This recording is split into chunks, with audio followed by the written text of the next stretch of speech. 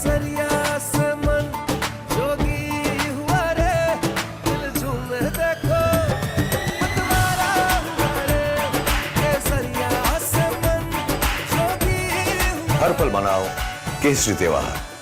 विमल, बोलो जुबान केसरी।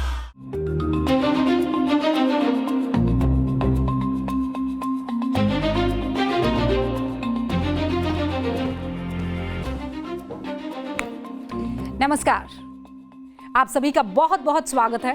मेरा नाम रुबिका लियाकत है। इस वक्त आप टाइम्स नाउ नव भारत देख रहे हैं। 8:50 हो चुके हैं और न्यूज की पाठशाला में आपका दाखिला हो चुका है। मैडम आ चुकी हैं।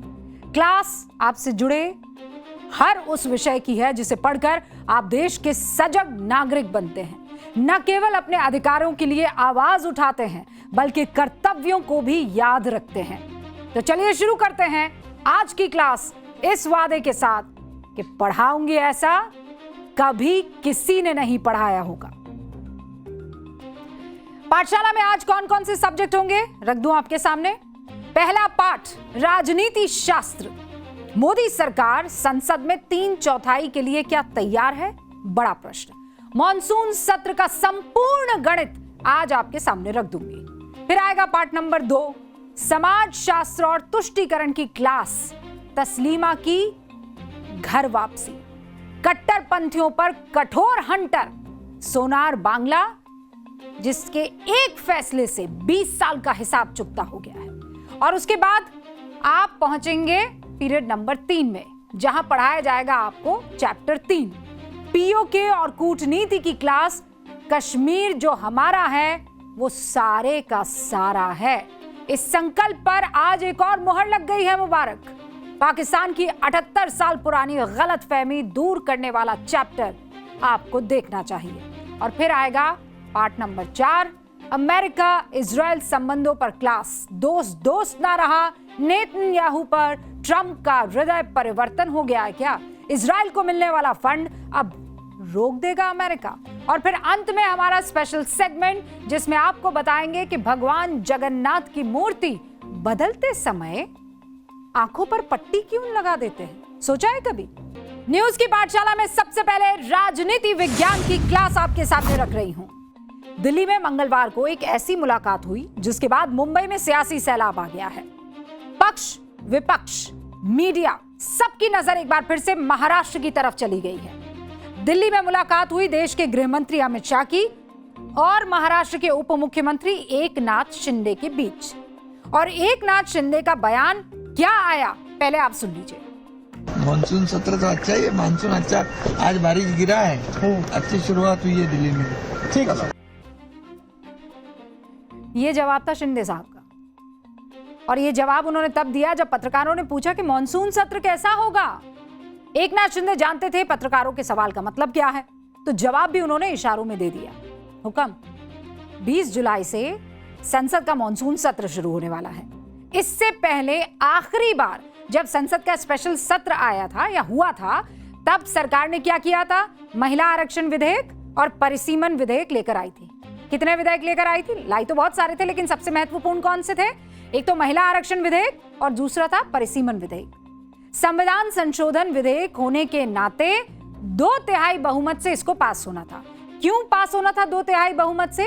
क्योंकि संविधान में इन 2 विधेयकों को लेकर थोड़ा संशोधन करना पड़ता है।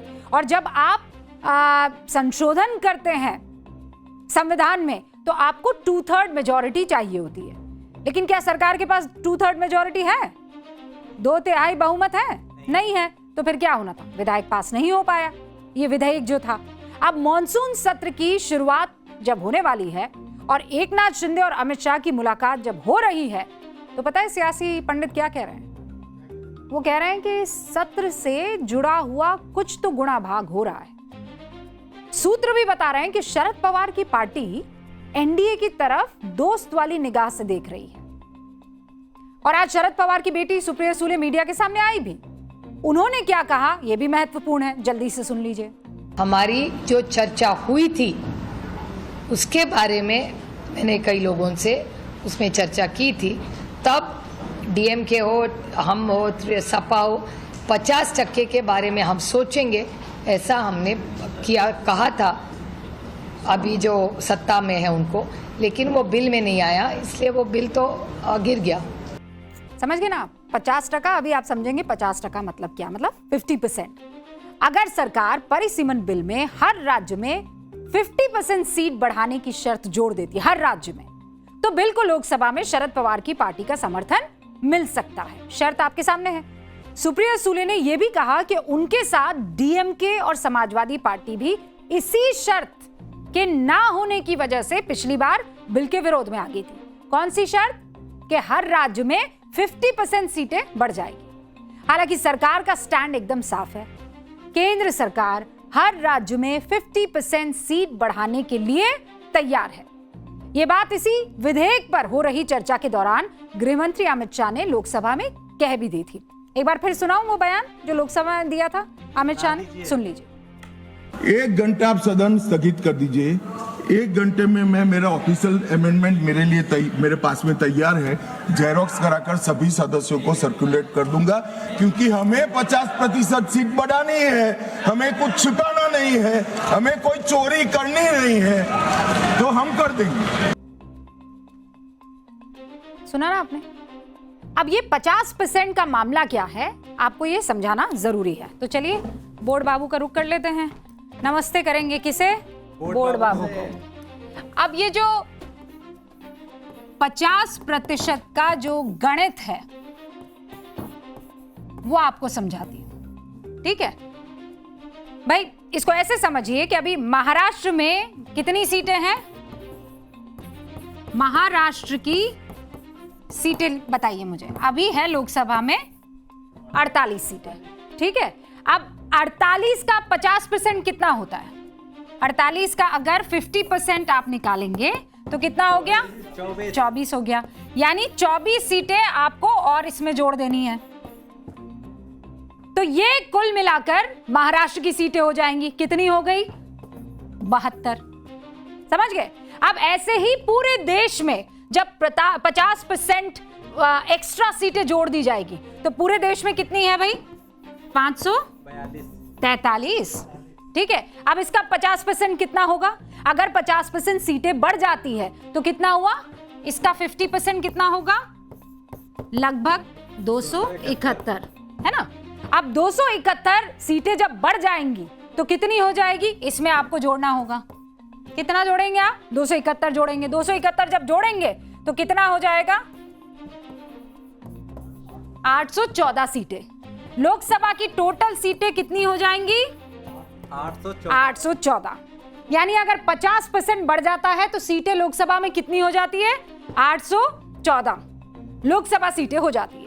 अब सवाल यह है कि इसकी जरूरत क्या है? आप कहेंगे भाई ये जो बढ़िया वाला 543 चल रहा है, चलने दीजिए ना मैडम, इसमें क्या प्रॉब्लम है?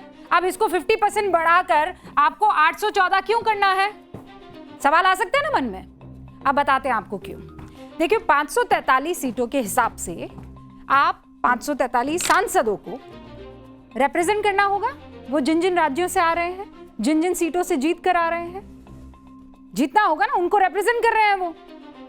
अभी क्या हो रहा है, जब आप इन सारे के सारे लोकसभा के सांसदों को ऑन एन एवरेज रिप्रेजेंटेशन के तौर पर बांटते हैं तो एक सांसद ऑन एन एवरेज 16 लाख वोटरों को रिप्रेजेंट करता है। कितने वोटरों को? 16 लाख पर एक सांसद आता है। 16 लाख जनता उसे रिप्रेजेंट करेगा एक सांसद। जबकि विकसित देश जैसे ब्रिटेन हो गया, वहां पर 1 लाख की आबादी पर एक सांसद है। हमारे यहां कितना है? 16 लाख की आबादी पर एक सांसद। ब्रिटेन में कितना है? 1 लाख की आबादी पर एक सांसद। अमेरिका में कितना है? 7.5 लाख लोगों पर एक सांसद। ये आपके सामने पूरा आंकड़ा है। तो अब आप कहेंगे हाँ, इस लिहाज से तो हमारे सांसद ज्यादा होने चाहिए। और ज्यादा क्यों होने चाहिए? भाई जितने ज्यादा सांसद होंगे ना, उतना बेहतर प्रतिनिधित्व होगा। आपकी समस्याओं को ज्यादा सुना भी जाएगा और उसे हल करने का भी तरीका। अगर ज्यादा सांसद होंगे तो एक सांसद के हिस्से में कम जिम्मेदारी आएगी और वो और बेहतर काम कर पाएगा, क्योंकि वो ज्यादा लोगों को समय दे पाएगा। 16 लाख पर एक सांसद क्या 16 लाख लोगों की समस्याओं को हल कर पाएगा? लेकिन वहीं अगर 1 लाख होगा, 2 लाख होगा या 3 लाख होगा, कम हो जाएगा यह आंकड़ा, तो बेहतर काम कर पाएगा। अब आप कहेंगे ये तो बड़ी अच्छी बात कह रही है आप, मतलब चलिए 1, 2, 3 लाख नहीं 8 लाख भी हो जाए, उसका आधा भी हो जाए, तब भी काम तो आएगा ना। तो इसमें दिक्कत क्या होनी चाहिए? दिक्कत है, और दिक्कत है विपक्ष को। विपक्ष को नीयत पर दिक्कत है, सियासत पर दिक्कत है, और ऑब्वियसली सत्ता पर तो है ही। विपक्ष को दरअसल ये लगता है कि सरकार परिसीमन करके अपने हिसाब से सीटों को तय कर लेगी। मतलब वो ये सोच रहा है विपक्ष कि जिस इलाके में बीजेपी के वोटर हैं ज्यादा, वहां पर सीटें ज्यादा बढ़ा देगी। जहां बीजेपी को वोटर कम लग रहे हैं उसके अपने, तो वहां सीटें कम बढ़ाएगी। विपक्ष को दूसरा डर यह सता रहा है कि उत्तर प्रदेश की सीटें तो बढ़ा देंगे, उत्तर भारत की, माफ कीजिएगा, क्योंकि वहां पर बीजेपी का वोटर बड़ी तादाद में इस वक्त माना जा रहा है, लेकिन बीजेपी का जहां प्रभाव कम है वहां पर सीटें नहीं बढ़ाएगी। विपक्ष को तीसरा डर यह है कि अगर आबादी के हिसाब से सीट बढ़ी तो कम जनसंख्या होने की वजह से दक्षिण भारत की जो सीटें हैं ना, वो कम हो जाएगी। कुल मिलाकर विपक्ष को सरकार पर भरोसा नहीं है, और सरकार के पास विधेयक पास करवाने के लिए जो 2/3 बहुमत है वो नहीं है। अब देश में लोकसभा की सीटें बढ़े तो फिर बढ़े कैसे? इसका रास्ता बीते 3 महीने से सियासी उठापटक से निकलता हुआ दिखाई दे रहा है। अब वो कैसे, मैं आपको वापस बताती हूँ, ठीक है? हाँ, ये बोर्ड बाबू बताएंगे। ओके, तो 2/3 की तरफ बढ़ा है एनडीए। कैसे? इसका गणित समझिए। शरद गुट के कितने सांसद हैं? 8। उद्धव के अभी अभी गए थे कितने सांसद? 6। ममता के बागी हुए सांसद कितने हुए? 20। तो कुल कितने हो गए? 34 सांसद। मतलब शरद के 8 जोड़ दीजिए, 6 और 20, तो ये हो जाते हैं 34। अब एनडीए के साथ इस वक्त कितने हैं? 298। कुल कितने हो गए जब इनको आप इसमें जोड़ते हैं? तो 332 हो गए। अब 2/3 के लिए चाहिए कितने? एनडीए को कितने चाहिए? कोई भी अगर विधेयक लेकर आते हैं या संशोधन करना होता है तो उसके लिए 2/3 चाहिए, और 2/3 कितने हुए? 362। अभी कमी कितनों की आ रही है? मतलब भाई 34 तो आ गए हैं, लेकिन 30 की और कमी आ रही है। अब इसको कहीं से भरना है। भरने के लिए एक रास्ता क्या दिखाई दे रहा है? एक रास्ता दिखाई दे रहा है डीएमके का। डीएमके टूटने उठने की बात नहीं हो रही है। अगर ये 50% की लिखित शर्त दे देती है सरकार, तो कुछ अंदर के सूत्र ये बता रहे हैं कि हो सकता है कि डीएमके के कुछ सांसद एब्सटेन कर जाएं, वोटिंग से खुद को दूर कर दे। अगर डीएमके वोट से अलग हो जाता है तो 2/3 का जो आंकड़ा है वो कितने पे पहुंच जाएगा आप जानते हैं? ये जो 362 है ना, ये 362 पहुंच जाएगा 347 के आसपास, यहां पहुंच जाएगा। यानी तब एनडीए को कितने चाहिए होंगे? ये जो अभी 30 चाहिए ना, 30 में से आप माइनस कर दीजिए 15, कितने चाहिए होंगे फिर? मतलब अगर आप ये 30 में से 15 निकालेंगे तो कितने हुए भैया? 15। केवल 15 सांसद चाहिए, इतनों की जरूरत पड़ेगी।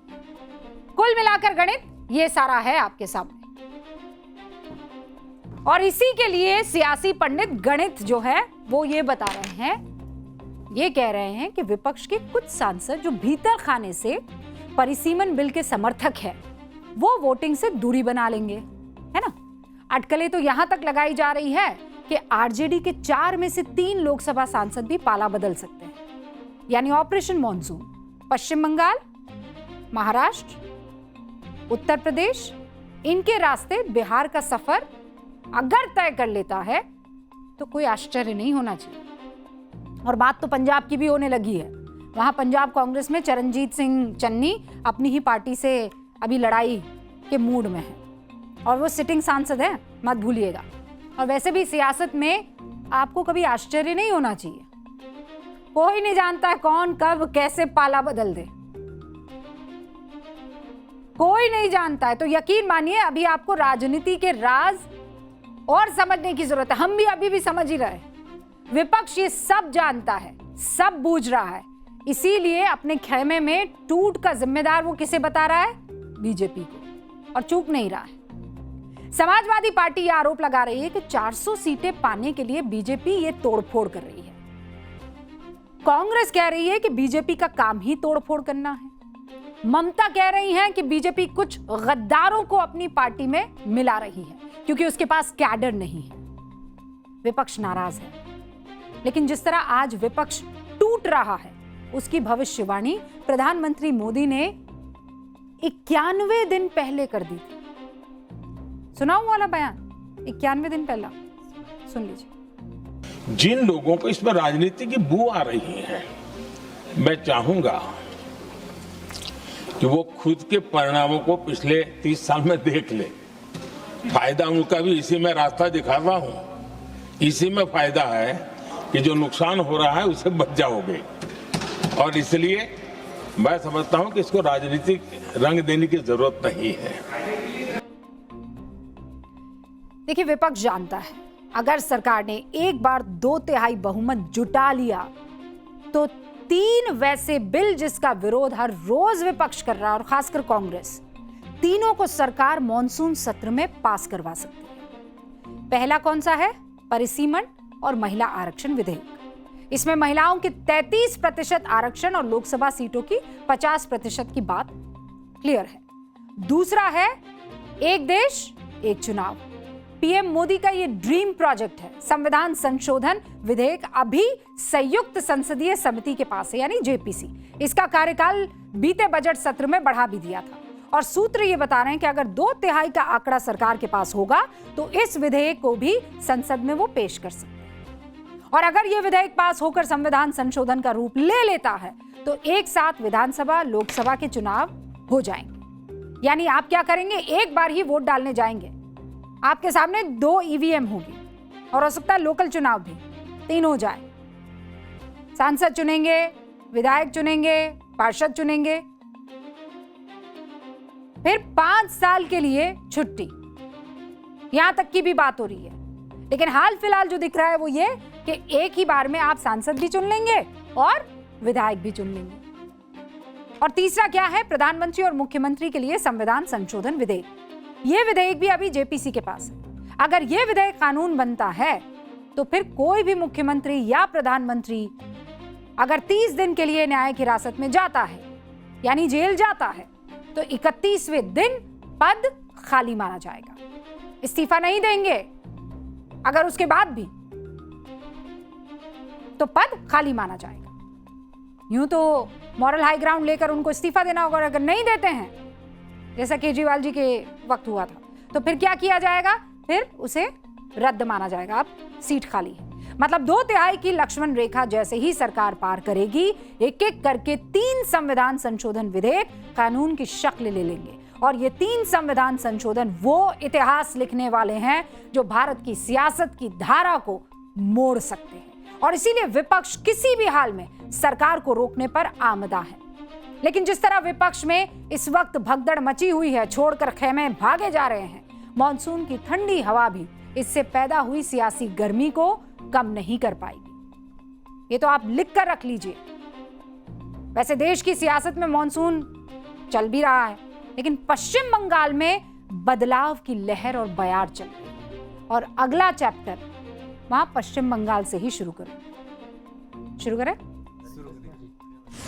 पाठशाला में आप समाज शास्त्र और तुष्टीकरण वाली क्लास। ये क्लास उस नई पीढ़ी को तो बिल्कुल मिस नहीं करनी चाहिए जो देश के नए नए मतदाता बने हैं। अगर वो इधर उधर फोन पर बिजी हैं तो मैं चाहती हूं कि आप उनको जरा आवाज लगाएं, हमारी जेन जी को, और जरा टीवी के सामने बैठा दीजिए।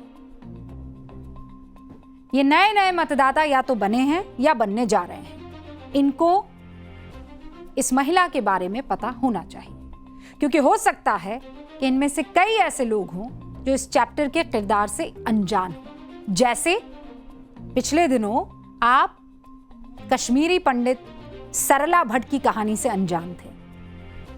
सरला भट्ट कौन थी, कैसे कट्टरपंथियों ने उनकी जान ले ली, यह हमने आपको एक क्लास में बताया था न्यूज़ की पाठशाला में। आज भी एक ऐसी ही औरत एक ऐसा ही किरदार, उसकी कहानी आपके सामने रखने जा रही है। ये वो किरदार है जिसे कट्टरपंथियों की वजह से पहले तो अपना देश छोड़ना पड़ा और फिर तुष्टीकरण की वजह से जिस भारत ने उन्हें शरण दी, पनाह दी, उस भारत के एक राज्य को भी छोड़ना पड़ा। इस महिला का नाम है तस्लीमा नसरीन, बांग्लादेश की निर्वासित लेखिका, यानी बांग्लादेश से इनको निर्वासित कर दिया गया, बाहर भेज दिया गया, भगा दिया गया। निर्वासित इसलिए किया क्योंकि इन्होंने लज्जा और द्विखंडितों जैसी किताबें लिखी जिनमें कट्टरपंथियों पर बात की गई, एक के बाद एक उन पर निशाना साधा गया। निर्वासित इसलिए क्योंकि ये धर्मांधता जो थे, धर्मांधता जो थी और जो बुराइयां थी उस पर बेबाकी से बोलती रही। और सिर्फ बांग्लादेश नहीं, तस्लीमा नसरीन बंगाल के कोलकाता से भी अघोषित तौर पर निर्वासित थी। अघोषित समझते ना, जिसमें आप घोषणा नहीं करते हैं लेकिन आप काम बिल्कुल वैसा ही करते हैं कि सामने वाले को उस पर खरा उतरना पड़े या उस पर अमल करना पड़े। साल था 2007। तस्लीमा नसरीन को बंगाल छोड़कर जाना पड़ा, लेकिन अब बंगाल की माटी ने करवट ले ली है। सोनार बांग्ला जिसका सपना टैगोर ने देखा था, जिसका वादा करके बीजेपी सत्ता में आई है, वहां बदलाव की ताजा हवा इस वक्त बहती हुई दिख रही है। गुरुदेव रविंद्रनाथ टैगोर ने एक ऐसे बंगाल की कल्पना की थी जहां चित्त भय रहित हो। जो आपका चित्त है वो भय रहित है, डरता नहीं है किसी से, और मस्तक आपका ऊंचा रहता है। और दशकों तक ऐसा हुआ भी, लेकिन उसके बाद पहले लेफ्ट और फिर टीएमसी के राज में स्वार्थी और मजबूर सियासत ने अपना सर कट्टरपंथियों के सामने झुका दिया। जिस बंगाल की पहचान साहित्य, कला, अभिव्यक्ति की आजादी थी, उसे तुष्टीकरण का अड्डा बना दिया गया। लेकिन अब वहां वही तुष्टीकरण अपनी एक्सपायरी डेट पर पहुंच गया है। इसका सबसे बड़ा और जीता जागता सबूत है 1 अगस्त को होने वाला एक कार्यक्रम जिसे दुनिया देखेगी। पूरे 20 साल बाद बंगाली भाषा की लेखिका तस्लीमा नसरीन कोलकाता लौट रही हैं। वो साहित्य के एक कार्यक्रम में अपनी कविताएं पढ़ेंगी, जहां खुद पश्चिम बंगाल के सीएम शुभेंदु अधिकारी मौजूद होंगे। तस्लीमा नसरीन साहित्य के उस स्टेज पर अभी चढ़ी भी नहीं है कि राजनीति शुरू हो गई है। तस्लीमा की वापसी को बीजेपी का सियासी एजेंडा कहा जा रहा है। आप खुद देखिए।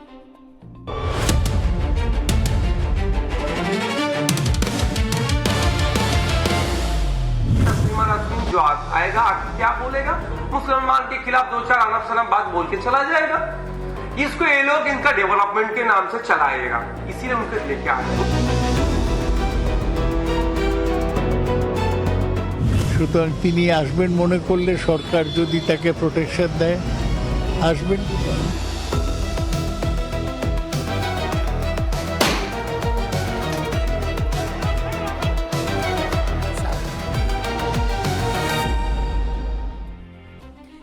ममता बनर्जी की पार्टी क्या कह रही है आपने सुन लिया कि हिंदू मुसलमान करने के लिए तस्लीमा नसरीन को लाया जा रहा है और दम्भ भरा जा रहा है। क्या कहकर? अगर सरकार उन्हें प्रोटेक्शन दे सकती है तो बुला ले। अरे आप तो वही पार्टी है ना जो अभी कुछ दिन पहले तक महिलाओं के अधिकारों का सबसे ज्यादा बखान कर रही थी, लड़ रही थी, सबसे बड़ी पैरोकार बता रही थी अपने आप को। ये पार्टी जो बंगाली अस्मिता और बांग्ला मानुष की बात कर रही थी, और आज जब उसी बांग्ला भाषा की लेखिका वापस बंगाल आ रही है तो ये सियासी एजेंडा दिखाई दे रहा है इनको। मतलब घुसपैठियों को रेड कार्पेट वेलकम वाली मानसिकता सियासी एजेंडा नहीं है, लेकिन तस्लीमा नसरीन का बंगाल की धरती पर कदम रखना सियासी एजेंडा है। वोट बैंक की खातिर सीमा पार से आने वाले अवैध नागरिक को गले लगाना सियासी एजेंडा नहीं है, लेकिन तस्लीमा नसरीन का बंगाल की धरती पर कदम रखना सियासी एजेंडा है। आरजीकर से लेकर कामदुनी और फिर संदेश खाली की पीड़ित महिलाओं की चीखों पर सियासत का वो पर्दा डाल देना एजेंडा नहीं है। लेकिन तस्लीमा नसरीन का बंगाल की धरती पर कदम रखना सियासी एजेंडा है। वो दुर्गा पूजा विसर्जन पर रोक लगाने की कोशिश सियासी एजेंडा नहीं है, लेकिन तस्लीमा नसरीन का बंगाल की धरती पर कदम रखना सियासी एजेंडा है। वाह दीदी वाह। दिक्कत किसी लेखिका के आने पर नहीं लग रही है, कष्ट इस बात का हो रहा है कि बंगाली अस्मिता का जो झूठा ढोंग ये सालों से रच रहे थे, तस्लीमा नसरीन की एक झलक ने उस ढोंग के चिथड़े चिथड़े कर दिए हैं।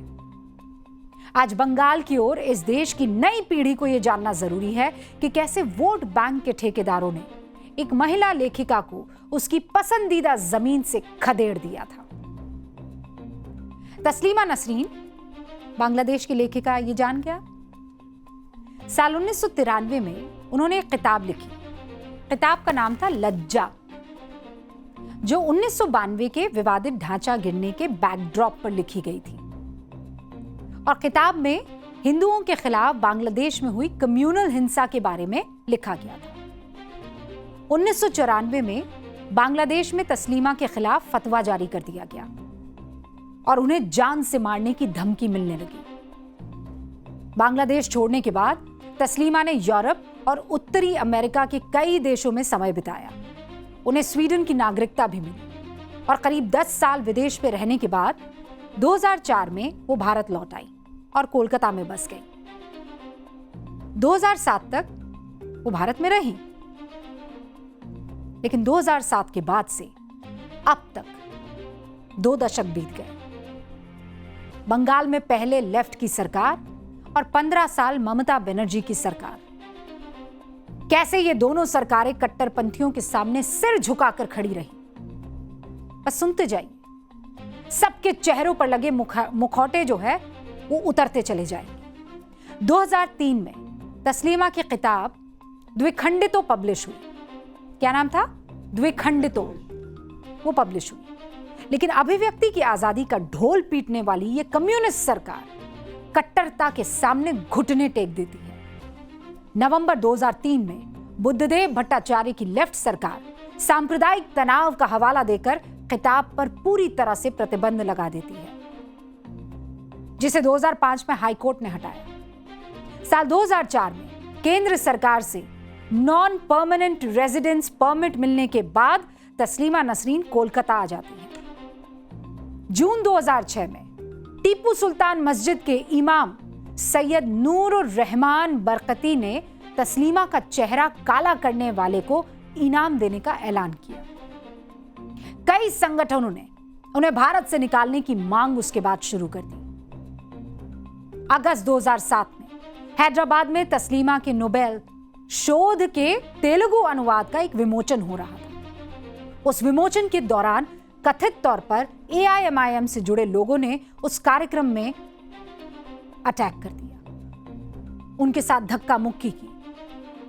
और फिर आया 21 नवंबर 2007 का दिन, जब कोलकाता में हालात फिर बिगड़ गए। ऑल इंडिया माइनॉरिटी फोरम ने तस्लीमा नसरीन की किताबों और उनके वीजा रिन्यू करने के विरोध में पहले माहौल बनाया, फिर कोलकाता की सड़कों पर 8 घंटों तक उपद्रव मचाते रहे।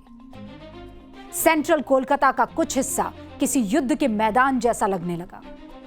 यह उस समय की तस्वीर है जो आप देख रहे हैं। इस दौरान कम से कम 35 लोग घायल हुए, ज्यादातर पुलिस वाले।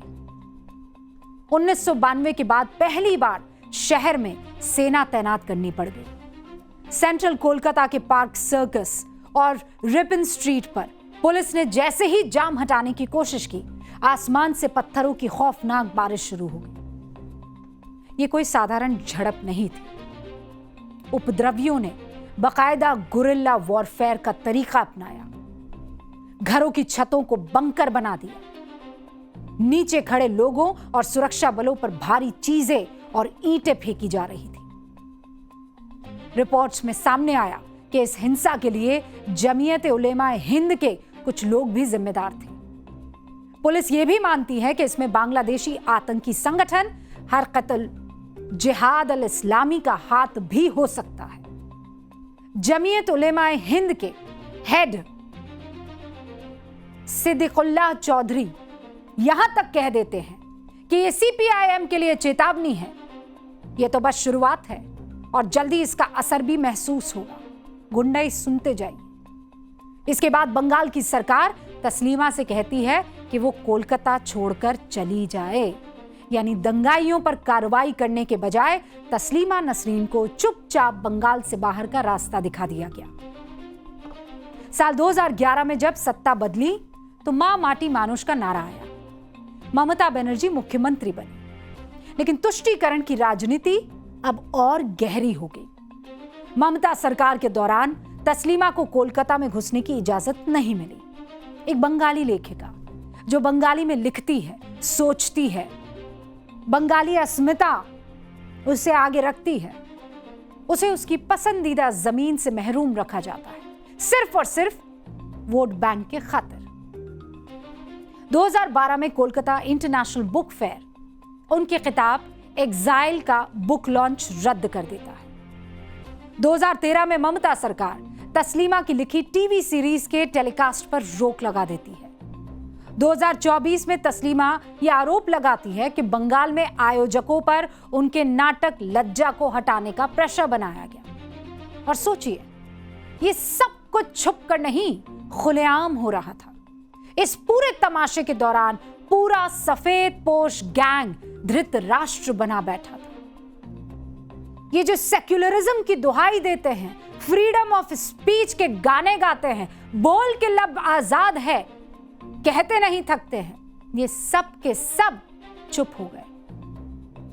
जो आज बंगाल में बीजेपी के आ जाने के बाद लोकतंत्र की दुहाई दे रहे हैं, उनकी रीढ़ की हड्डी उस वक्त इतनी लचीली थी कि दंगाइयों के आगे नागिन की तरह बल खा रही थी। बंगाल से जो बदलाव की तस्वीर सामने आ रही है, उससे सो कॉल्ड सिंडिकेट छटपटा रहा है। उसे समझ नहीं आ रहा है कि राष्ट्रवाद ने उस तुष्टीकरण की जड़ों पर मट्टा डाल दिया है। वो काम और वो सोच जिसे ये दशकों तक सींच रहे थे, कट्टरता को जड़ से खत्म करने का काम सिर्फ बंगाल में नहीं हो रहा है साहब, पीओजेके से भी यही आवाज आ रही है। और अब बंगाल से आपको कहां ले चलूंगी? पीओजेके, ये कश्मीर हमारा है, सारा का सारा कश्मीर हमारा है। अब पाठशाला में राजनीति शास्त्र की ये क्लास। इस वक्त पाकिस्तान की हालत बहुत खराब हुई पड़ी है। शहबाज शरीफ की सरकार और असीम मुनीर की सेना एक नहीं, दो नहीं, तीन मोर्चों पर पिट रही है। पहला मोर्चा अफगानिस्तान, पाकिस्तान के रिश्ते बहुत खराब दौर में पहुंच गए, अघोषित युद्ध है। दूसरा मोर्चा बलोचिस्तान, जहां बलोचों ने अपनी जमीन को पाकिस्तान से आजाद घोषित कर दिया है। सच बोल रही हूं, ये पाकिस्तान के लिए कैसे बहुत बड़ा झटका है, आगे आपको बताएंगे। लेकिन पहले तीसरा मोर्चा, तीसरा गैस कीजिए कौन सा है? पीओके यानी पाकिस्तान ऑक्यूपाइड कश्मीर, जहां पिछले 45 दिनों से गदर मचा हुआ है। पीओके की लाखों जनता सड़कों पर उतर चुकी है। मुनीर की सेना की गोलियों के आगे घुटने टेकने को तैयार नहीं है। माना जा रहा है कि पीओके की जनता और पाकिस्तानी सरकार के बीच ये पिछले 78 साल में सबसे बड़ा टकराव है। तो क्या पीओके की जनता अपनी जमीन को पाकिस्तान के अवैध कब्जे से छुड़ा लेगी? मैं ये बात इसलिए कह रही हूं क्योंकि पीओके की जनता ने पहली बार पाकिस्तान के उस दावे को धुआं कर दिया है जिसके बारे में पाकिस्तान 78 सालों से गला फाड़ कर चिल्लाता है। आप देखिए कि 1947 से ही पाकिस्तान पीओके को क्या कहकर आता है? आजाद कश्मीर।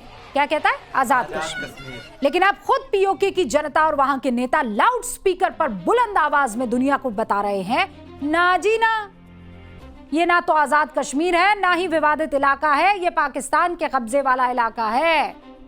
इस जमीन पर पाकिस्तान ने जबरदस्ती कब्जा किया हुआ है। ये बात पीओके के किसी आम आदमी ने नहीं कही है, पीओके के संगठन JAAC जॉइंट अवामी एक्शन कमेटी के कद्दावर नेता सरदार अमन खान ने कही है। भारत 78 सालों से पाकिस्तान के कश्मीर वाले हिस्से को यही कह रहा है, पीओके यानी पाकिस्तान ऑक्यूपाइड कश्मीर। और अब यही बात पीओके भी कह रहा है, यानी पाकिस्तान की जनता ये सुन रही है कि पाकिस्तान ऑक्यूपाइड कश्मीर के लोग कह रहे हैं। आप देखिए कि पाकिस्तान ने बड़ी चालाकी से पीओके को पाकिस्तान का हिस्सा नहीं माना।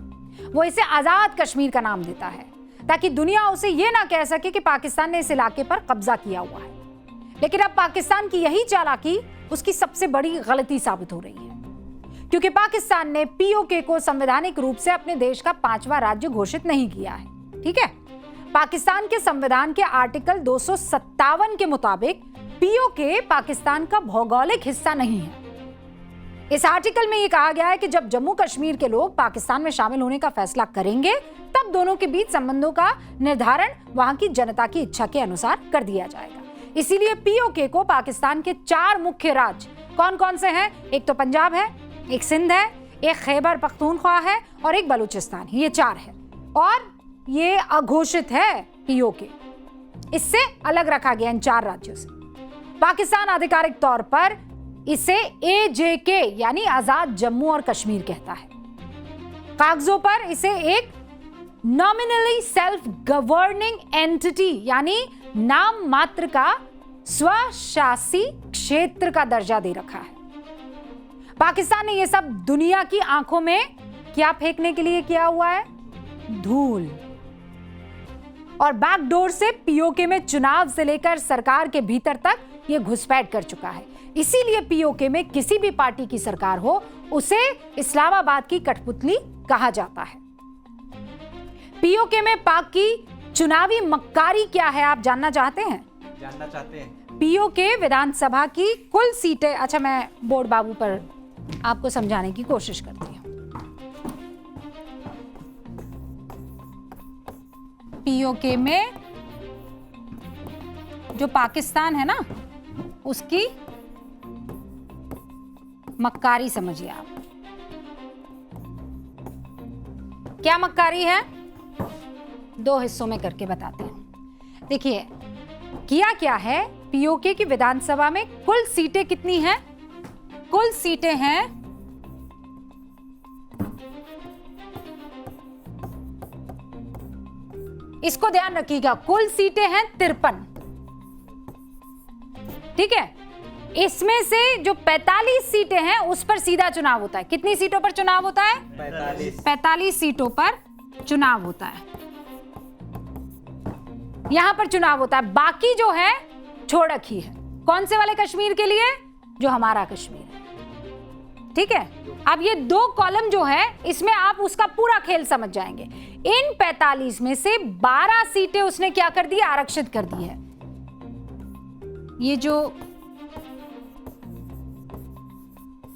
ये रिजर्व सीट आप समझिए कौन सी है? 12 सीटों को रिजर्व कर दिया है। ये 12 सीटें पीओके के उन नागरिकों के लिए रिजर्व हैं जो कि पाकिस्तान के अलग अलग हिस्सों में जाकर बसे हुए हैं, यहां नहीं रहते हैं। ठीक है, और एक जो बाकी सीटें जो बचती हैं वो कितनी हुई? वो हुई 33 सीटें। 33 सीटें हो गई स्थानीय, यानी जो वहां पर लोग रहते हैं। स्थानीयों के लिए तो इन्होंने कर दी 33 सीटें, रिजर्व सीट कर दी 12। ठीक है, ये 12 सीटें पीओके के उन नागरिकों के लिए हैं जो कहां रहते हैं? अलग अलग इलाकों में रहते हैं। अब ये जो JAAC है ना, जिसके बारे में आपको बता रही थी, उसका ये आरोप है कि लगभग 4,36,000 बाहरी शरणार्थी मतदाताओं के लिए कितनी सीटें हैं? 12 सीटें। कितने लोगों पर है? 4,36,000। ठीक है, ये वोटर हैं। 4,36,000 ये सारे के सारे वोटर हैं यहां पर। इनके लिए कितनी सीटें हैं? 12 सीटें हैं। ठीक है, अब आप इस वाले इलाके में आ जाइए। ये कितने हैं? 33 सीटों के लिए वोटर कितने हैं? 33 लाख। ठीक है, नहीं 33 लाख, 33 लाख स्थानीय लोगों के पास कितनी सीटें हैं? 33 सीटें हैं। और 4,36,000 वोटर के पास कितनी है? 12 सीटें हैं। अब अगर आप इसका परसेंटेज निकालने जाएंगे, 1 लाख वोटर पर केवल 1 सीट आवंटित की जा रही है। आसान शब्दों में इसे ऐसे समझिए, पीओके में रह रही जनता के लिए 1 लाख वोटरों पर केवल 1 सीट। ठीक है, 88% वोटर्स के लिए 33, मतलब इसका जब आंकड़ा निकालेंगे तो कितना आएगा? 88%। 88% ये वोटर्स हैं सारे के सारे, उनके लिए 88% वोटर्स देंगे ये। और यहां पर आप लेकर आएंगे तो ये कितने हो गए? ये हो गए 12%। ठीक है, तो आपको यहां पर खेल नजर नहीं आ रहा है? 88% वोटर के लिए केवल 33 सीटें दी गई है, जबकि पीओके के बाहरी शरणार्थियों के लिए 36,333 वोटरों पर 1 सीट है। यानी 12% वोटरों के लिए कितनी सीटें हो गई? 12 सीटें। 12% वोटर के लिए 12 सीटें हो गई ना धांधली। अब ये क्या कह रहे हैं? ये कह रहे हैं भैया हमारे साथ ऐसा खेल क्यों, हमारा रिप्रेजेंटेशन इतना कम क्यों, हमें इतनी कम सीटें क्यों, जबकि जो यहां नहीं रह रहे हैं उनको तो आप 12% पर 12 सीटें दे रहे हैं। और यही सारा खेल है। इसीलिए पीओके की जनता जो है इसे बड़ी नाइंसाफी बता रही है। इसके बाद भी पाकिस्तान की मक्कारी आप देखिए। पीओके में चुनाव तो सिर्फ दिखावा है, क्योंकि पीओके के सभी अहम फैसले तो आजाद जम्मू और कश्मीर काउंसिल लेती है। इस काउंसिल का हेड पता है कौन है? गैस कर सकते हैं? इस काउंसिल का हेड पाकिस्तान का प्रधानमंत्री होता है। यानी मुजफ्फराबाद में पीओके की जो चुनी हुई सरकार बैठती है वो चुनी हुई है ही नहीं। चुनी हुई सरकार इस काउंसिल के अधीन काम करती है। और काउंसिल का हेड कौन हुआ? पाकिस्तान का पीएम। इसीलिए अब जेएसी ये मांग कर रही है कि अगर पाकिस्तान सरकार संविधान में संशोधन नहीं करती है तो इस बार पीओके में चुनाव नहीं होगा। यानी 27 जुलाई को पीओके में कुछ बड़ा हो सकता है। तारीख क्या है? 27 जुलाई। क्योंकि अब पाकिस्तान की पकड़ पीओके पर पहले जैसी रही नहीं। विद्रोह की आवाज बुलंद है। वहां की जनता गुलामी की जिंदगी जीने से इनकार कर रही है। पीओके में पाकिस्तान के जुल्म का जिक्र पूर्व प्रधानमंत्री अटल बिहारी वाजपेयी ने अपनी एक कविता में किया था। सुनाऊं? सुन लीजिए। भूखों को गोली, नंगों को हथियार पिनाए जाते हैं, सूखे कंठों से जिहादी नारे लगवाए जाते हैं। लाहौर, कराची, ढाका पर मातम की है काली छाया, पख्तूनों पर, गिलगित पर है गमगीन गुलामी का साया। दिन दूर नहीं, खंडित भारत को पुनः अखंड बनाएंगे। दिन दूर नहीं, खंडित भारत को पुनः अखंड बनाएंगे। गिलगित से गारो पर्वत तक आजादी पर्व मनाएंगे। आजादी पर्व मनाएंगे और वो 15 अगस्त वाली होगी। पाठशाला में अब ईरान युद्ध पर बुरी तरह फंस गए राष्ट्रपति ट्रंप की क्लास। इजराइल को खैरात बांटने को लेकर ट्रंप के संसद में सांसद ही ट्रंप के खिलाफ हो गए। आसान भाषा में कहा जाए तो ये ट्रंप के सामने लेने के देने पड़ गई वाली सिचुएशन आ गई है।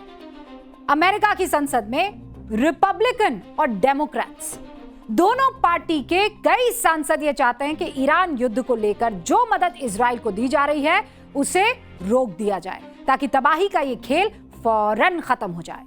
सबसे हैरानी की बात यह है कि इस मुद्दे पर ट्रंप की रिपब्लिकन पार्टी के सांसद भी ट्रंप के खिलाफ खड़े हैं। इनका भी मानना है कि ट्रंप और नेतन्याहू की इस पार्टनरशिप के चक्कर में अमेरिका का पैसा बर्बाद हो रहा है।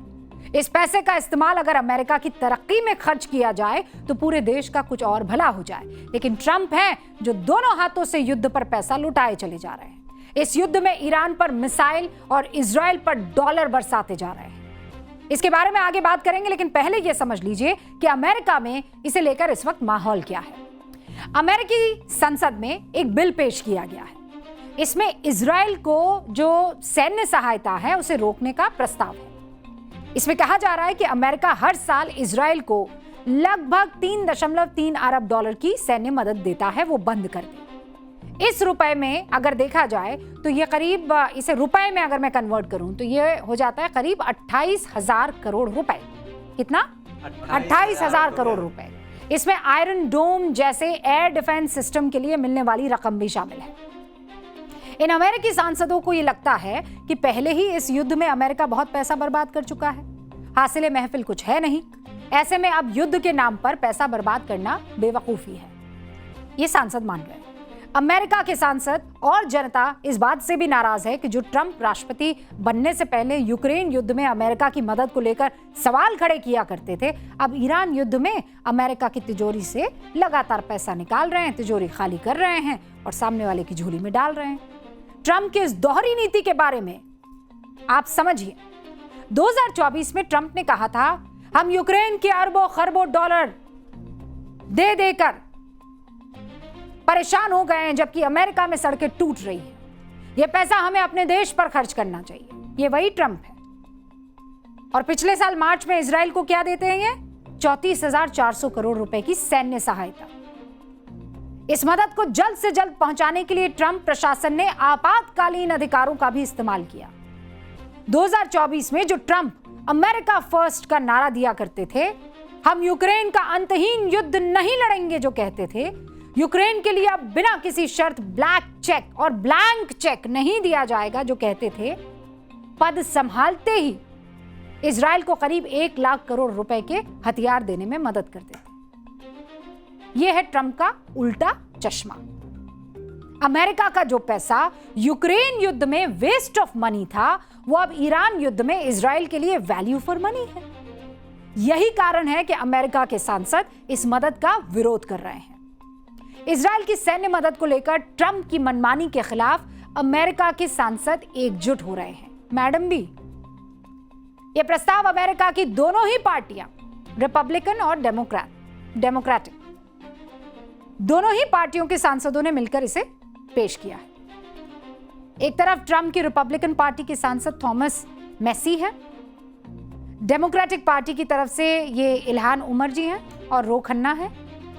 रो खन्ना भारतीय मूल के डेमोक्रेटिक सांसद हैं जिन्होंने प्रस्ताव को तैयार किया है, जबकि इल्हान उमर अमेरिका की इकलौती मुस्लिम सांसद है जिन्होंने ऐलान किया है कि वो इजराइल की सैन्य मदद के खिलाफ संसद में वोट करेंगी।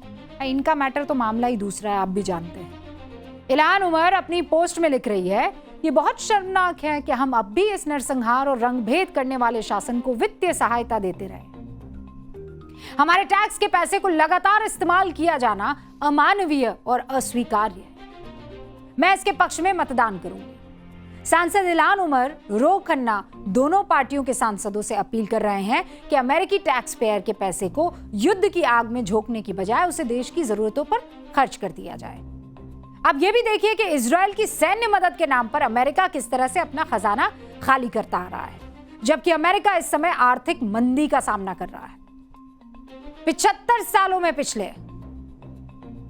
अमेरिका जो है इजराइल की मदद कर रहा है, लेकिन शुरुआत में यह मदद सिर्फ जरूरत की चीजों और विकास कार्यों के लिए थी। फिर बाद में क्या हुआ, हथियारों की मदद भी शुरू हो गई। अमेरिका ने बड़ी प्लानिंग के साथ इजराइल को पहले रोटी कपड़ा मकान की मदद की, फिर गन, बारूद, बम, मिसाइल, सबके लिए पैसा पकड़ा दिया। अमेरिका के फॉरेन एड यानी विदेशी सहायता डेटाबेस के मुताबिक 1951 से अमेरिका इजराइल की मदद कर रहा है, लेकिन शुरुआत में यह मदद पूरी तरह से आर्थिक थी, जैसा मैं आपको बता रही थी। 1961 तक इजराइल को बुनियादी जरूरतों के लिए हर साल $0.5 बिलियन की मदद दी गई। 1971 में पहली बार सैन्य मदद के नाम पर यह रकम बढ़ी और यह लगभग $3.25 बिलियन पर पहुंच गई।